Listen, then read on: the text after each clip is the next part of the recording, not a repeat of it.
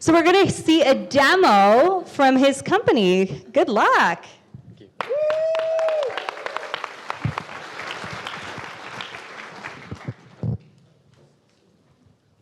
Hey everyone. I know it's like definitely really weird seeing this 16-year-old on the stage right now, but you'll get used to it. So this is me. I've worked on previous projects that include detecting schizophrenia with your brainwaves, preventing elderly financial scams, which is the most recent one. But tonight I'll be talking about something entirely different, level 0.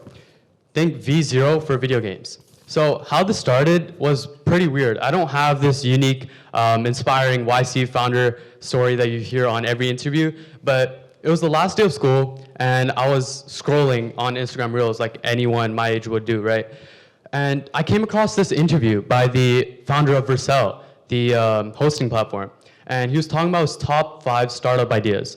And the one that clicked to me was V0 for video games. And to me, it wasn't starting a startup for the summer. It was more of a summer challenge to see if I could really build that thing over the summer.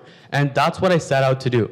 I first started to understand what the problem that it would be solving is. So I started to scout Reddit communities and Discord servers for game devs.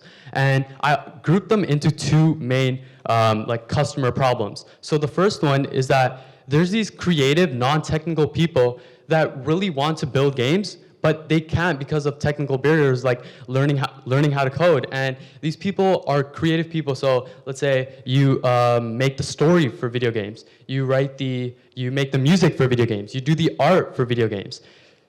You definitely don't want to learn how to code because especially with AI, do you really want to learn how to code? Because you can just use Cursor, Windsurf, all that stuff to automate the process. So why not have V0 where it shows a preview of your game while you build it? And the second part is there's these indie game devs, which means individual game devs that don't work in a studio. Each time they start a new video game, they have these mundane tasks like physics, like save systems, like collision detection, and they're the exact same for every single game that they start, but it's very time consuming. It takes a lot of time from the actual stuff that's actually fun to do when you create a game. Maybe like designing the assets, coding the actual fun stuff. So there's these mundane tasks that take up a lot of time from the actual fun stuff about game dev. So that's where I built Level 0.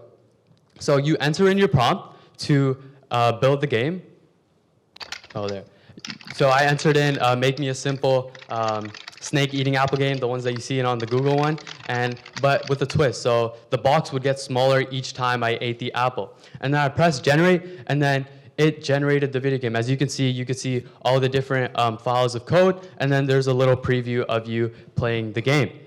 And then if you want to make a change, so I changed, so I thought it was going pretty slow, so I typed in, can you make the snake go faster? And then you can see in a few seconds, it'll say, it'll break it into actionable steps, and then it'll iterate on those steps, giving you changes in your code that you'll need to accept. If you use Cursor, you've definitely seen the process, but right there I typed, make the snake go faster, and then you'll see the 2 steps.